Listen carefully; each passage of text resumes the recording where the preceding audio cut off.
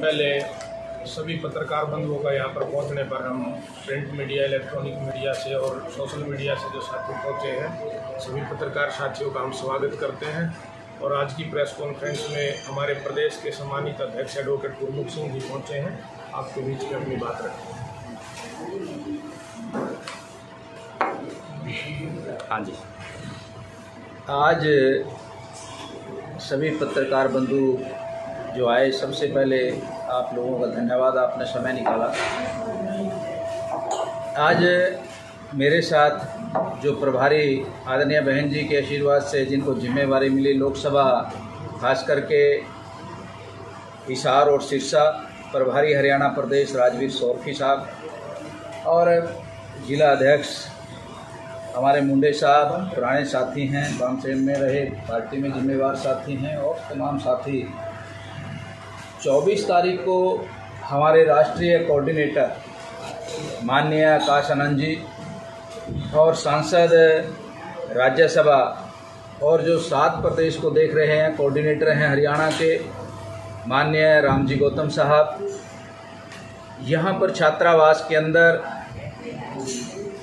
मान्यवर साहब काशीराम जी जो संस्थापक हैं कामसेफ DS4 बहुजन समाज पार्टी के, उनका स्टैचू छात्रावास के अंदर लगाया गया है। उसका अनावरण करने के लिए हमारे राष्ट्रीय नेता यहाँ पर पहुँचेंगे। उस प्रोग्राम को लेकर ये जानकारी आप सभी पत्रकार बंधुओं को देने के लिए हमने खास करके ये मीटिंग बुलाई और आपका ये प्रेस कॉन्फ्रेंस की। और उसके अंदर जो अन्य मुद्दे हैं प्रदेश के, चाहे वो बेरोज़गारी का मुद्दा है, चाहे प्रदेश के अंदर बढ़ता हुआ क्राइम है, चाहे प्रदेश के अंदर आज आप देखते हैं कि शासन या अनुशासन नाम की कोई चीज़ नहीं। आज बीजेपी सरकार बड़े बड़े ढकोसले तो करती है, लेकिन आज ऑफिसर्स भी हैं जो हैं बेलगाम हैं। आज आप देखते हैं कि हम आपके माध्यम से ही पढ़ने को सुनने को मिलता है कि हर रोज़ किसी न किसी ज़िले के अंदर दिन दिहाड़े चोरी, डकैती, बलात्कार, मर्डर, ये सब कुछ चल रहा। और आप देखते हैं कि बीजेपी सरकार जो बड़े बड़े नारे तो दिए, चाहे बेरोज़गारों के लिए, नौजवान साथियों के लिए, पीछे बड़ी घोषणाएं की कि 15 लाख खातों में आएंगे, 2 करोड़ नौकरी 1 साल के अंदर दी जाएगी। उसके हिसाब से आप आज 8 साल होने को हैं तो 16 करोड़ नौकरी होनी चाहिए थी। उल्टे उसके विपरीत आप देखें, कई करोड़ लोगों को बेरोज़गार करने का काम किया। ये सरकार जो कहती है वो करती नहीं।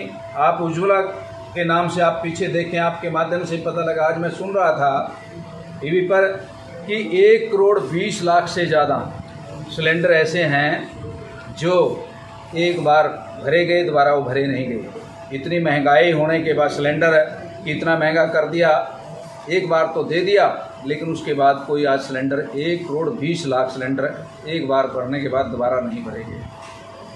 और आज क्राइम, और अभी पीछे एक सरकार की स्कीम आई थी कि जो आउट ऑफ स्टेट के जो रिटायर्ड टीचर हैं उनको दोबारा से काम पर रखा जाएगा। लेकिन सरकार उन जो रिटायर्ड ऑफिसर हैं या रिटायर्ड टीचर हैं उनके बारे में तो सोच रही, लेकिन जो नौजवान साथी जिनकी उम्र जा रही उसके बारे में आज तक कोई विचार नहीं। आज अगर 4 साल के लिए आर्मी के अंदर प्राइवेट सेक्टर करके उसमें कि 4 साल के बाद उनको फिर छोड़ दिया जाएगा। आप देखते हैं कि जो अनट्रेंड क्रिमिनल हैं, आज पुलिस उनको पकड़ने में भी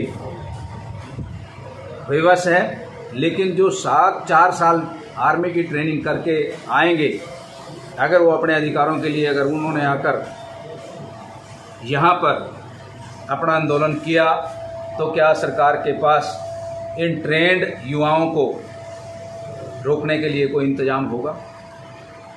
और फिर अगर लड़ाई होगी तो लड़ाई में जो ये तो एक तरह का कॉन्ट्रैक्टर प्राइवेट है, तो 4 साल वाले बच्चे क्यों अपना कहेंगे? वो तो जवाब भी दे सकते हैं कि हम नहीं मरेंगे, हम नहीं जाएंगे लड़ाई में। तो इस तरह की पॉलिसी सरकार, चाहे सेंटर है चाहे स्टेट है, ऐसे लेकर आती है, तो बहुजन समाज पार्टी इसका भी विरोध करती है। फ्यूचर की क्या प्लानिंग है बीजेपी, इसकी बसपा की, आपकी? बहुजन समाज पार्टी की फ्यूचर की प्लानिंग, हमारा तो एक मिशन है, मिशन के साथ साथ पार्टी है। बहुजन समाज पार्टी आने वाले समय के अंदर फ्यूचर में जैसे ही पंचायत के चुनाव आएंगे, वो सिंबल पर हमारा चुनाव होगा, चाहे जिला परिषद का हो, चाहे ब्लॉक समिति हो, और चाहे डायरेक्ट चेयरमैन का भी हो, तो हमारी टीम पूरे हरियाणा के अंदर चुनाव लड़ने के लिए और जीतने के लिए हम तैयारी में। तो जो आप ये प्रोग्राम करने जा रहे हैं, इसमें कौन कौन बड़े नेता पहुंचेंगे बसपा के? मैंने अभी कहा कि हमारे जो राष्ट्रीय कोऑर्डिनेटर हैं माननीय आकाश आनंद जी, वो पहुंचेंगे, उसमें शिरकत करेंगे।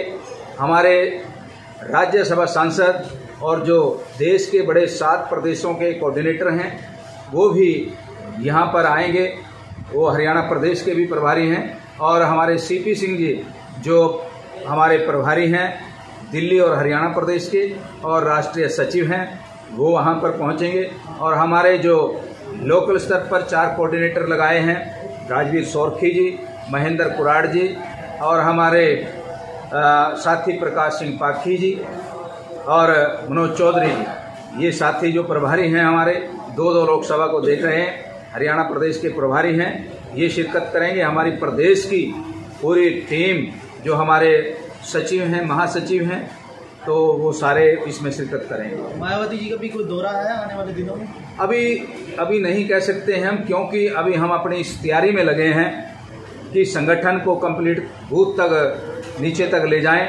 जब हमारा बूथ तक हमारा संगठन तैयार हो जाएगा, निश्चित तौर पे आदरणीय बहन जी यहाँ पर दौरा कर सकते हैं। मैं हरियाणा की बात आपसे करूँगा, देश की बात नहीं करता। हरियाणा में बसपा या किसी पार्टी के साथ मिलकर चल सकती है अभी फ्यूचर में? और पिछले कुछ सालों से मैं देखता आ रहा हूँ, 10-15 सालों में, जो बसपा का जनाधार हरियाणा में था पहले या वर्कर्स के हिसाब में भी, वो कम होता जा रहा है। तो आपको लगता है कि अब पार्टी को रिवाइव करने में किस तरह से करेंगे आप लोग हरियाणा?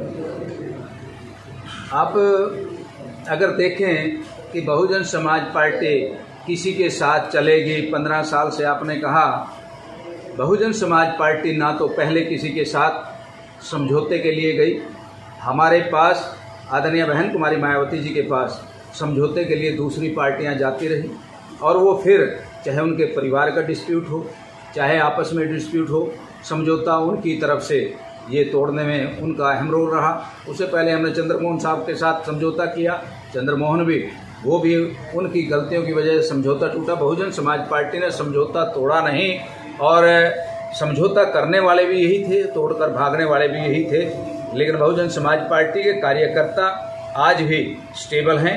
हाँ, दिखाई कम दे सकते हैं, क्योंकि हमें आपसे जो चौथे स्तंभ के तौर पर आप देश के अंदर काम करते हैं, प्रदेश के अंदर काम करते हैं, हमें आपसे बड़ी आकांक्षाएं हैं। अगर आप उनको दिखाना चाहेंगे, दर्शाना चाहेंगे, तो ज़रूर नज़र आएंगे, क्योंकि हमारे कार्यकर्ता हर रोज़ किसी न किसी गांव में मीटिंग करते रहते हैं, लेकिन वो मीडिया के नज़रों में नहीं आते। तो इसलिए आपको ऐसा लग रहा, नहीं तो बहुजन समाज पार्टी का पूरे प्रदेश के अंदर कार्य बड़ी तेज़ी से चल रहा।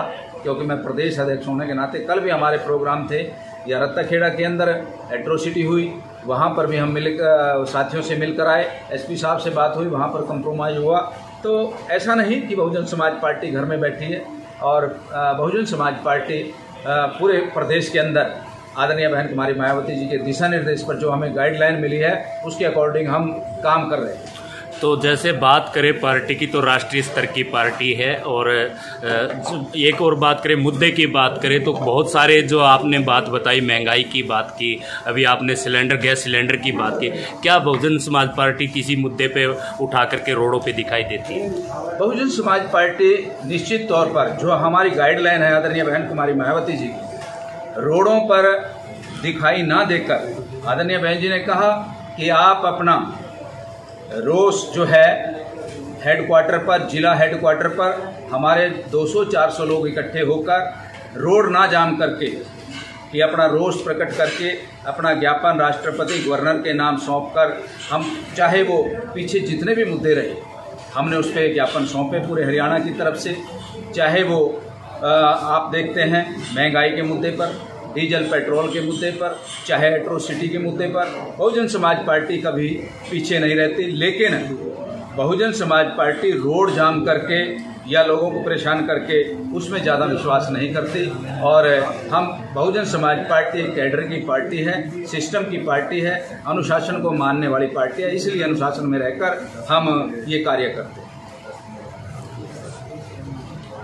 किसान आंदोलन की बात करें, काफी लंबे समय तक किसान आंदोलन चला है। अभी भी किसान आदमपुर के अंदर बड़ा समय तक धरने पे बैठे हुए, उनका मुआवजा नहीं मिल रहा, तो क्या कहना चाहोगे आप? बहुजन समाज पार्टी ने आदरणीय बहन कुमारी मायावती जो हमारी सुप्रीमो है, उन्होंने सबसे पहले किसान आंदोलन का समर्थन किया और हमने भी जगह जगह जाकर जिला हेडक्वार्टर पर ज्ञापन सौंपे और जहां पर टोलों पर हमारे प्रदेश के देश के किसान अन्नदाता जहां बैठे थे, तो हमारी पार्टी के लोगों ने जाकर भी वहां पर बैठने का काम, उनका समर्थन करने का काम किया।